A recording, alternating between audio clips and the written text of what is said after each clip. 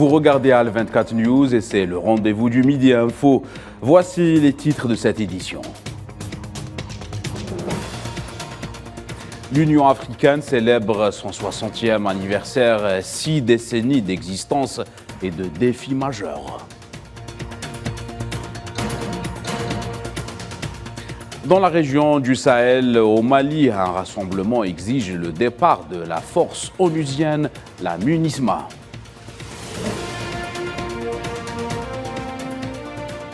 Conflit en Ukraine, selon Minsk, la Russie a commencé à déplacer des armes nucléaires vers la Biélorussie.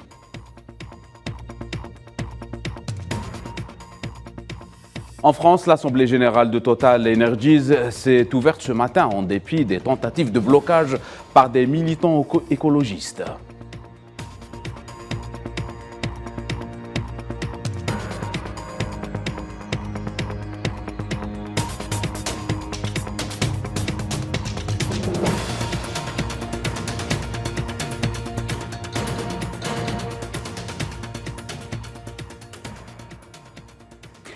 Voilà pour les titres. Bonjour à tous. On entame cette édition par l'activité diplomatique en Algérie. Le Premier ministre algérien, Ayman Ben Abdelrahman, a reçu la présidente de l'Assemblée nationale de la Zambie, Nelly Boutete Kachumba Mouti.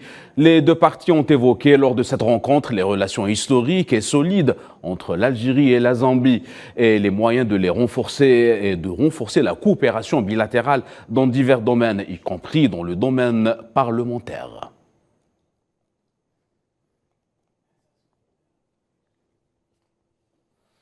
La présidente de l'Assemblée nationale de la Zambie a également été reçue par le chef de la diplomatie algérienne, Ahmed Attaf.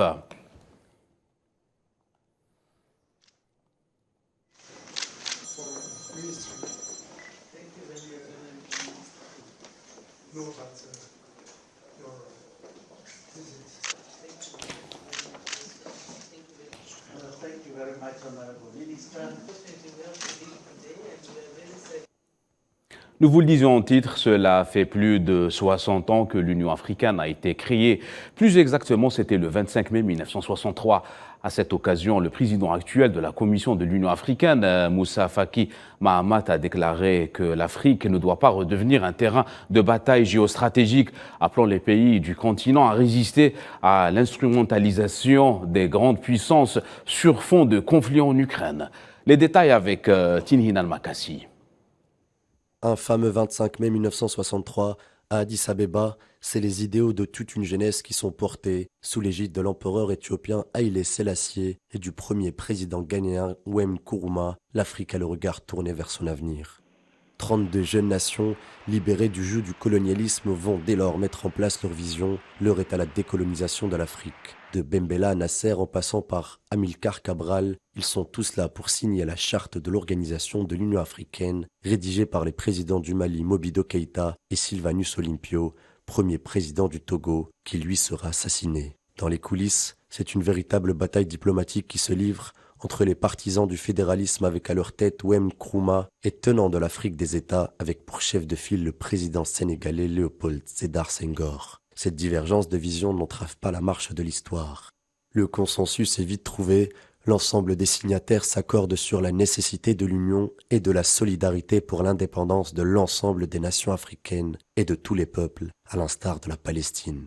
D'ailleurs, c'est sous l'impulsion de l'Algérie que la coopération entre l'OUA et la Ligue arabe s'intensifie, notamment lors du 6e sommet de la Ligue arabe, faisant suite à la guerre d'octobre 1973. Riches de 60 ans d'indépendance, les États africains font toujours face au défi de l'unité et de ces obstacles qui ne dépendent pas toujours d'eux. Portés par les principes fondateurs de l'Union africaine, intangibilité des frontières et non-ingérence dans les affaires internes des pays membres. Après le colonialisme vaincu, c'est aux démons internes et aux impérialismes et ses ramifications que les jeunes générations doivent faire face, aussi bien sur le plan politique, économique, mais aussi identitaire et culturel.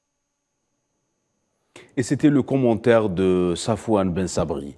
Actualité continentale toujours, les accusations de violation de la nouvelle trêve entrée en vigueur lundi passé entre l'armée soudanaise et les forces de soutien rapide vont bon train depuis plusieurs jours. Aucun couloir humanitaire n'a été respecté.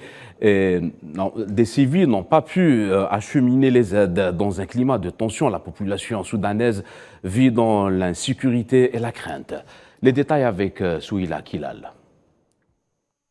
Au Soudan, les jours passent et se ressemblent depuis le début du conflit armé en avril dernier. Escalade, violation des trêves, combats, tirs d'artillerie et raids aériens sont les maîtres mots sur le terrain. Ce jeudi, l'armée et les forces de soutien rapide se sont mutuellement accusées de rompre la trêve négociée par les médiateurs américains et saoudiens 3 jours après l'entrée en vigueur de cette dernière. L'armée a d'ailleurs annoncé avoir contré des attaques de blindés des forces de soutien rapide en violation totale du cessez-le-feu. Dans son dernier bilan, le syndicat des médecins soudanais a annoncé ce jeudi que le nombre de civils morts depuis le début du conflit s'élève désormais à 865 personnes et pas moins de 3634 civils blessés. Vu la situation dramatique sur le terrain, aucun couloir humanitaire n'a pu être sécurisé pour laisser partir les civils et acheminer l'aide humanitaire.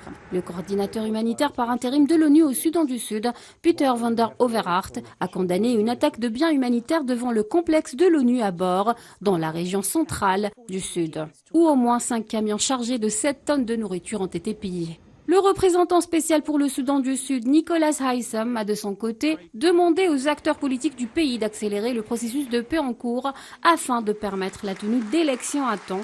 Il a également souligné la nécessité de créer un espace politique et civique propice pour encourager la participation de l'ensemble des citoyens et le dialogue constructif entre eux. Soudan toujours, des combats entre l'armée soudanaise et les forces de soutien rapide ont fait rage ce vendredi dans la région du Darfour, notamment à Al-Fasher, chef-lieu du Darfour Nord. Et ce, au 4e jour d'un cessez-le-feu négocié par les médiateurs américains et saoudiens. Une trêve fragile et très peu respectée par les deux parties en conflit armé depuis le 14 avril dernier.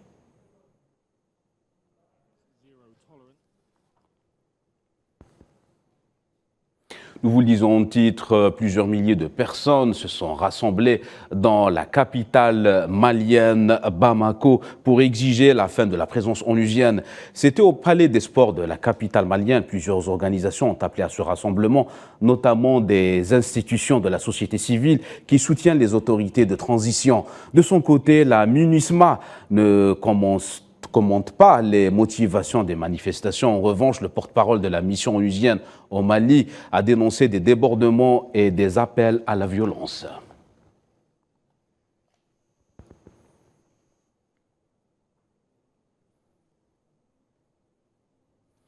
Actualité continentale, toujours cette fois-ci au Rwanda. Fulgese Kayishima, un des 4 derniers fugitifs recherchés dans le cadre du génocide des Tutsis au Rwanda en 1994, a été arrêté en Afrique du Sud. Annonce faite par le parquet onusien chargé du dossier. Selon l'instance, Fulgese Kayishima est accusé d'assassinat avec plus de 2000 hommes, femmes, personnes âgées et des enfants réfugiés dans la commune de Kivumu.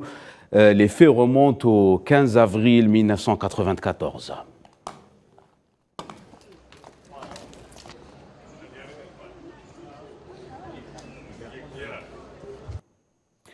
Dans les territoires occupés de la Palestine, les forces d'occupation ont arrêté au moins 3 Palestiniens au nord de la Cisjordanie, selon des sources sécuritaires. Parmi les ressortissants palestiniens appréhendés, il s'agit d'un ancien détenu de la ville de Kabatia, au sud de Jenin. Les soldats armés se sont également présentés dans une maison du village de Faka. Ils ont fait irruption à l'intérieur et procédé à l'arrestation d'un autre citoyen palestinien.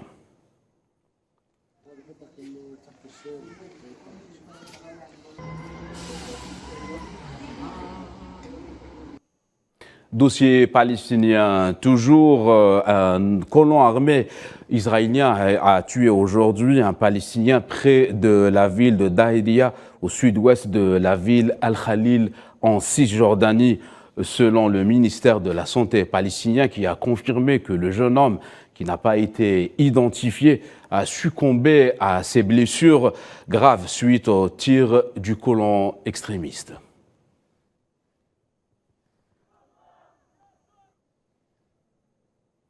En Europe, la première économie du continent est officiellement affectée par une récession après 2 trimestres consécutifs de baisse de son PIB.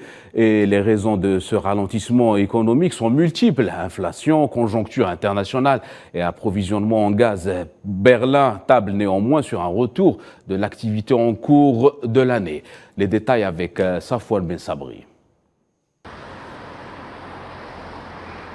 Il s'agit d'une récession au sens propre du terme. Lorsque l'économie d'un pays se rétracte sur une durée d'au moins 6 mois, il est alors question de récession économique. C'est le cas de l'Allemagne. Après une chute de 0,5% au dernier trimestre de 2022, le PIB allemand a reculé une fois de plus de 3% au premier trimestre 2023. Plusieurs facteurs expliquent ce coup de frein qui touche la première économie européenne. L'industrie allemande, longtemps alimentée par le gaz russe bon marché, a été directement touchée par le conflit en Ukraine.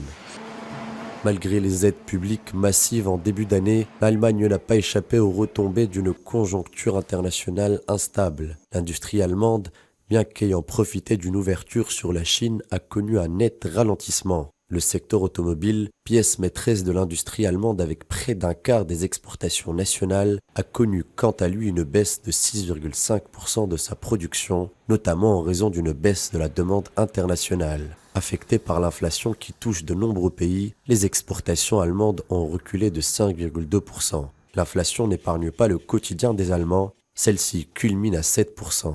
Exceptionnellement, l'Allemagne fait moins bien que ses voisins européens. La France et le Royaume-Uni connaissent des croissances certes limitées, mais ne franchissent pas le seuil de la récession.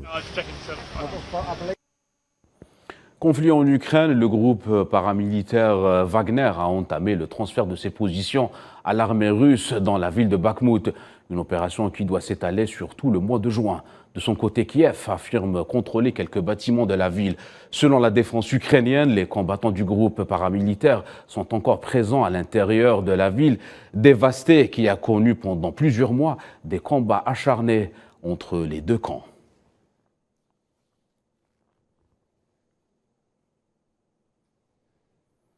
Conflit en Ukraine toujours, l'administration militaire et civile de Kiev a annoncé que les forces russes ont à nouveau bombardé la capitale dans la nuit de jeudi à vendredi. La 13e d'affilée depuis le début du mois de mai. Selon la source, des missiles de croisière ont été lancés par des bombardiers stratégiques venus de la région de la mer Caspienne.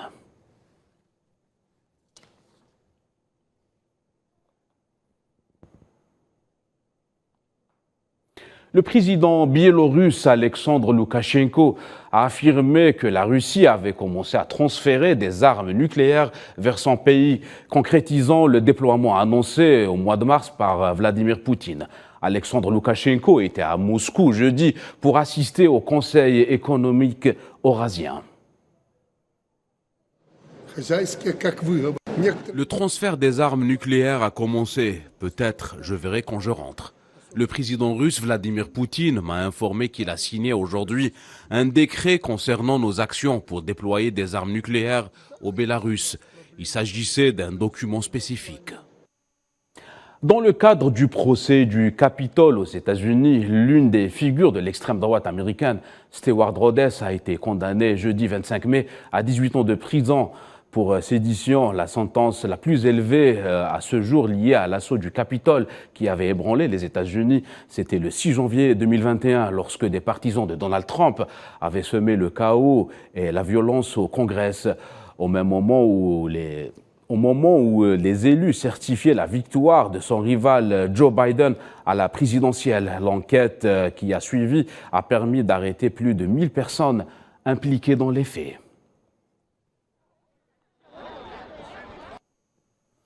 En dépit des tentatives de blocage par des militants écologistes, l'Assemblée générale de Total Energies s'est ouverte ce vendredi matin. Le géant français des hydrocarbures se prépare à vivre une assemblée générale mouvementée en raison de l'opposition d'un collectif d'associations et par une partie de ses actionnaires en désaccord avec la politique climatique de la compagnie. Bien sûr qu'il faut aller dans la transition écologique et qu'on aurait dû faire ça depuis longtemps.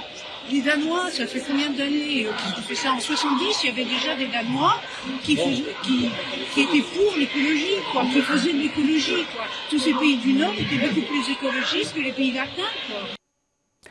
Voilà, c'est la fin de cette édition. L'actualité continue sur Al 24 News. Excellent après-midi à tous.